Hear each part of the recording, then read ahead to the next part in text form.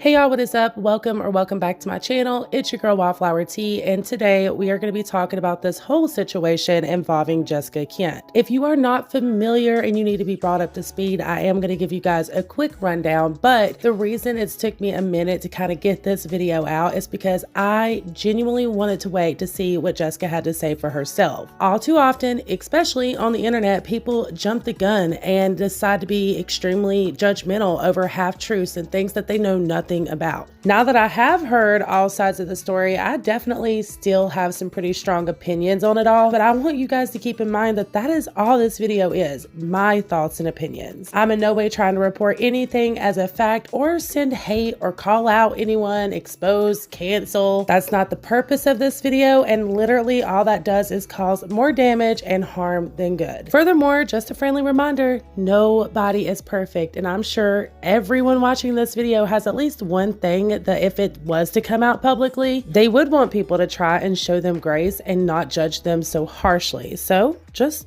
try and keep that in mind. Jessica Kent is a content creator who has been on the YouTube platform for several years now, and she is a part of multiple different YouTube communities. Some of these include the prison reform community, mental health, and yes, even though she doesn't consider herself to be a part of it, she is most definitely a part of the recovery community as well. For those of you who are not familiar with Jessica's story, at 23 years old, she was incarcerated for gun and drug-related charges. Shortly after her arrest, she found out she was pregnant, and this completely changed Jessica's life around forever. Jessica ended up getting a substantial amount of time and had to deliver her daughter while she was still in prison. 2 days after delivery, she had to say goodbye to her daughter and go back into the prison system, and I could not imagine just how difficult that would be for anybody to have to endure. After being released in 2013, she put in the work, y'all, and not only got full custody of her daughter back, but she started a new life for the both of them. She began using her own voice to raise awareness on just how bad the prison system operates, in hopes of making a change when it comes to the support you receive in those prison walls with things like mental health and recovery.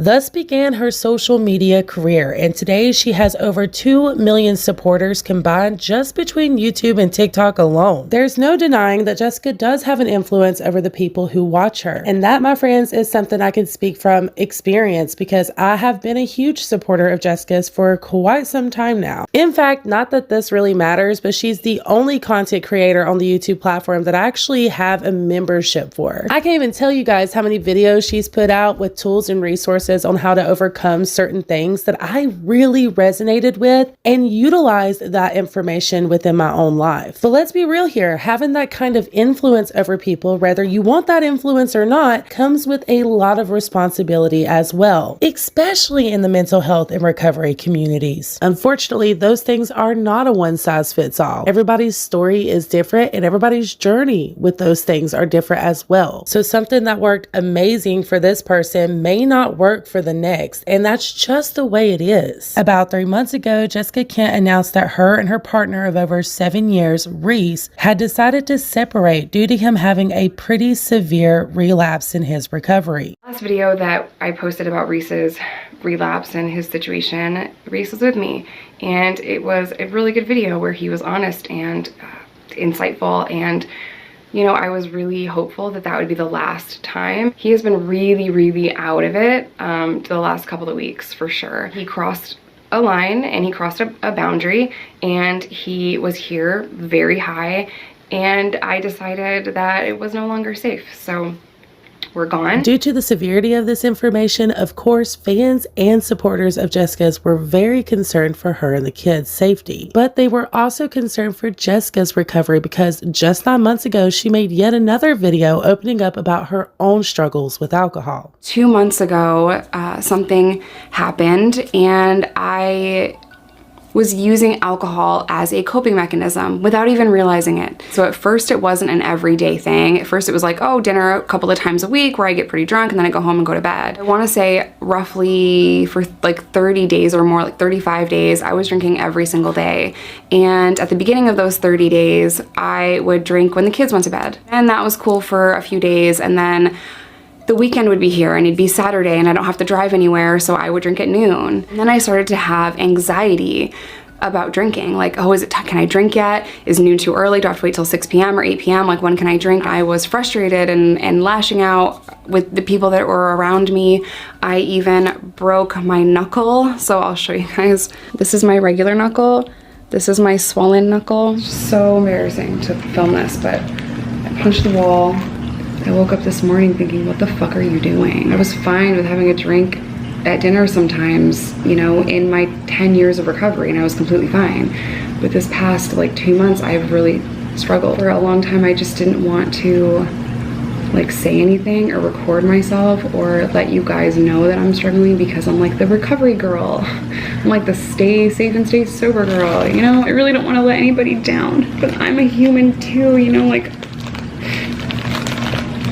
I'm sorry. I'll never forget how emotional this video was and how much my heart just ached for Jessica, because she really is one of the largest channels in the mental health and recovery community. I could only imagine the pressure that puts on her shoulders. The fact that she was able to be so real and transparent about her struggles goes a long way. It's literally step one when it comes to recovery of any kind. But I'm not gonna lie, y'all, the fact that Jessica still continues to drink even though she knows she struggles with alcohol, that is super concerning, not only for her personally, but to share that information with thousands upon thousands of people online who are also on their own journey in recovery. In my personal opinion, that is very dangerous. Again, addiction is not a one size fits all. So even though Jessica believes that she can drink, even though she has admitted that she struggles with it, does not mean that other people in active recovery can do that. And I think it has the potential of being really dangerous information to put out there. And listen, guys, I'm not saying that there aren't people out there that are in recovery that can have a healthy relationship with alcohol. But what I am saying is drinking alcohol is like playing Russian roulette when you've already came to the conclusion that you do struggle with alcohol, especially if you're currently going through a lot of toxic and negative events within your own personal life. Literally just a couple of weeks ago, Jessica released 2 different videos going into detail about how toxic and abusive her and REECE's relationship truly got before she put space between them and did what she had to do to protect her and her children. At this point, I do want to put a trigger warning because there is going to be a lot of conversations circulated around DV. And if that is a topic that is sensitive to you, please take care of yourself and just skip this part. Timestamps will be provided on this video for the purpose of convenience and safety of everyone who could be negatively affected.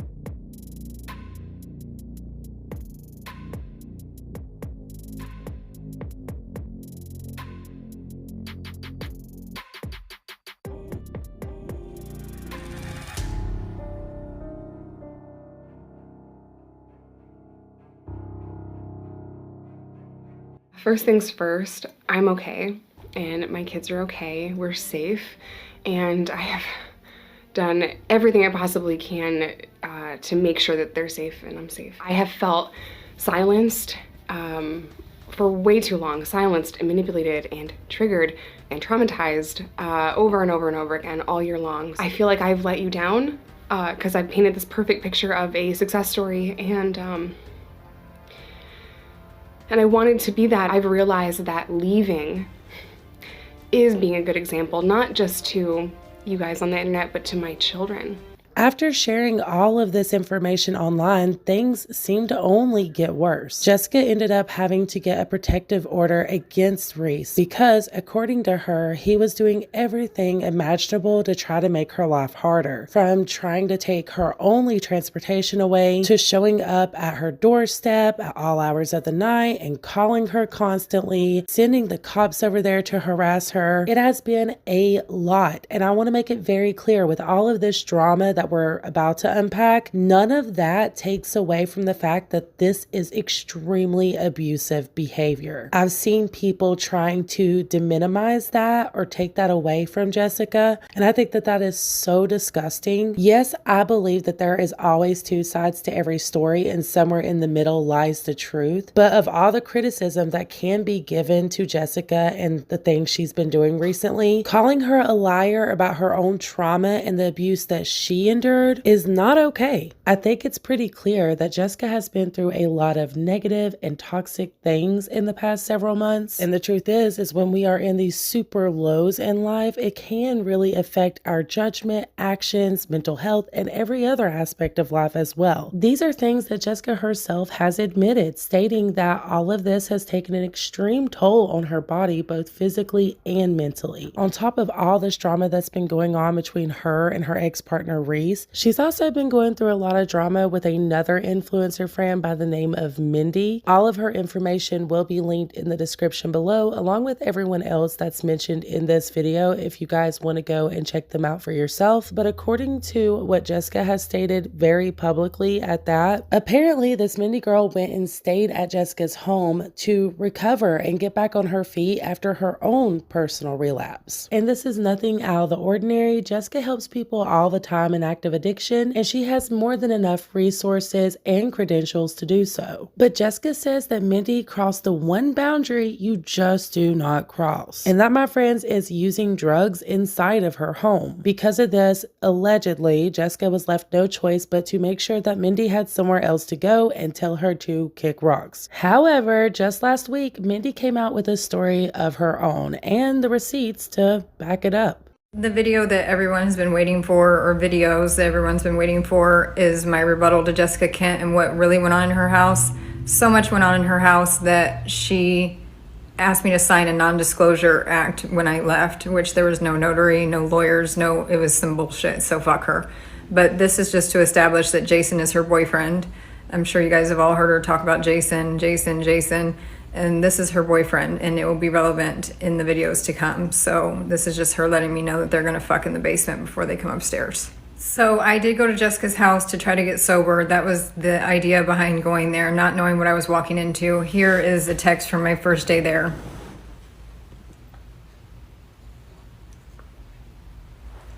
So I came to her house about 8:30 in the morning, and I woke up about 12:30 to her and her boyfriend frantically telling me CPS was at their house because someone had called and told CPS that she was dating a drug dealer and that she was doing drugs.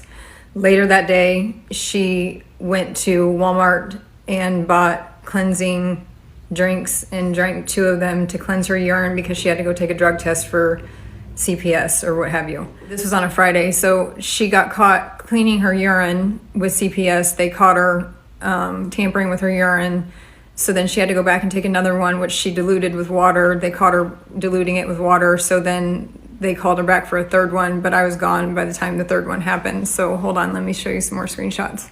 This is Jessica asking me to come here if I want shots or a mixed drink or what have you, and letting me know that there is a hooker in her basement.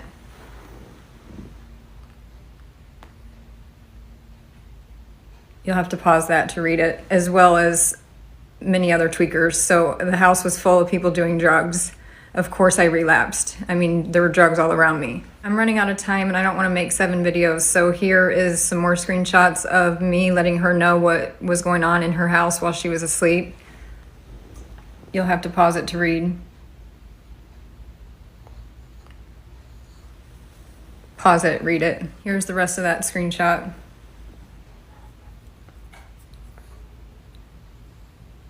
I'm running out of time. Pause it, read it. And here's the rest of it. Just to show you that she's aware of everything that's going on in her house. So Jessica has relapsed and is dating a drug dealer. Honestly, y'all, there's a lot about this that I took with a grain of salt, especially when it comes to the DCFS and the drug screening situation, because Mindy doesn't really show a lot of context to the story she's saying here. And I'm not calling this girl a liar. I don't know anything about her, but I do know that when you're upset with someone and emotions are running high, it can very easily affect the way you retell something that happened. A lot of times it can come off a lot more dramatized or dramatical than it actually was. But what I do want to focus on here is when it comes to this Jason guy, which we have heard Jessica talk about a lot lately. These text messages definitely paint the picture that he is not only using, but selling out of Jessica's home where her children reside. And just based off of these text messages alone, it doesn't seem that Jessica is that concerned about it. And that alone is very concerning, especially when Jessica says her one boundary is that you do not use in her home. In the beginning, that was the main reason her and Reese separated to begin with. Also, allegedly, the reason that Mindy had to leave her home as well. So what's so special about this Jason guy? And don't get me wrong, I do believe that it is Jessica's own prerogative who she sleeps with, who she's talking to. But when you're coming out of an extremely toxic relationship, jumping right into something else isn't healthy either. Not saying that that's what Jessica is doing. I have no idea what's real and what is not. I'm literally just going based off of the receipts here because that's all we have to go off of. In Jessica's video where she responds to all of this, she was extremely vague. And when it comes to these concerning areas, she didn't even touch on it. She did clarify about the drug screening situation and what happened there. I am sober. I'm not tampering with drug tests. My babies are fine and they're safe. But who I may or may not be sleeping with at any given time is my personal business, and I'm allowed to keep some things private. That's a big one, right? Who I hang out with and where I go and what I do outside of my responsibilities as a mother is also my private business. And I do a lot of things offline that are positive, that are still me being true to who I am, but it could be perceived differently, right? CPS was called on me by someone that knew me very well. Are they ever gonna give me a name? No, but the report was very detailed, very specific, and it's okay. It's okay. I did take a few drug tests, and they have to keep testing you if the allegations are drug use. They have to test you a few times to make sure that you are okay. And I am having my lawyer get the report just to show you guys, just because I built a brand on authenticity, and the drug test report will come back and I will show that to you guys. I don't have to, but I will. I want to do that. I am sober. I didn't relapse. And my struggle with alcohol that began earlier last year, I'm doing really good with it. Do I still drink sometimes? Yeah.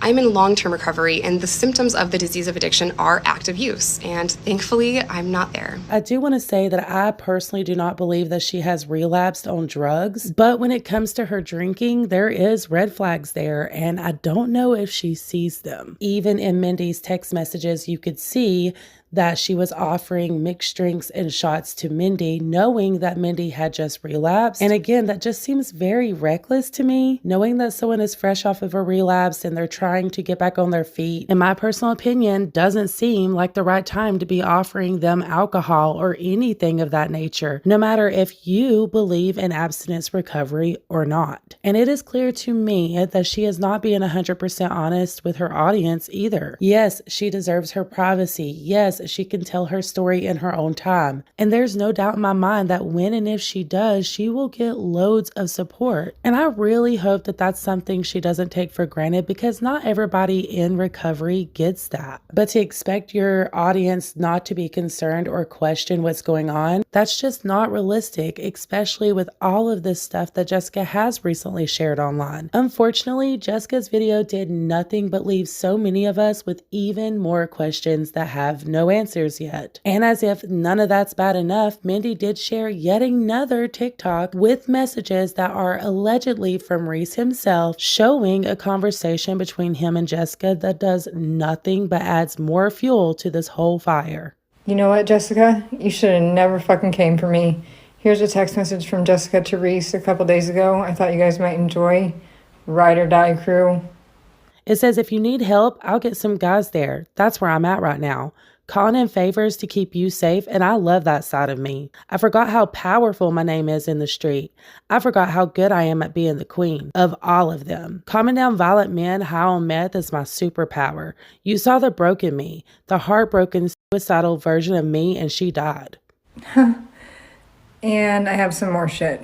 I don't know, you guys, but it seems that Reese is now involving himself and making sure to add in on the drama. My main concern is for the kids. I do hope that Jessica is okay, and I really hope that she has friends, real friends around her that are not just enabling her and instead holding her accountable. She denounced the recovery community because she says that she's never been accepted there. And the more I'm pushed out and ostracized from the community, the less I feel like a part of it, you know? So I really don't identify with, I guess. I'm really not in the recovery community. That is crazy to me because so much of her audience is from the recovery community and they support the crap out of her. But at the same time, when you're in recovery, a big part of that is accountability. That doesn't mean people don't support you. That just means they're holding you accountable. And when your story ain't adding up, people are going to point that out. Y'all let me know what you think about this whole situation in the comments down below. Please be kind. And again, don't send hate to anybody. I think there's enough drama and enough of all that craziness going on, but I would love to hear what you guys think. If you would like to stay up to date on all of this, please consider subscribing to the channel because I'm definitely going to be keeping you guys updated. If you made it this far, thank y'all so much for tuning in. I appreciate every single one of y'all to the moon and stars. And until my next one, mwah. Bye.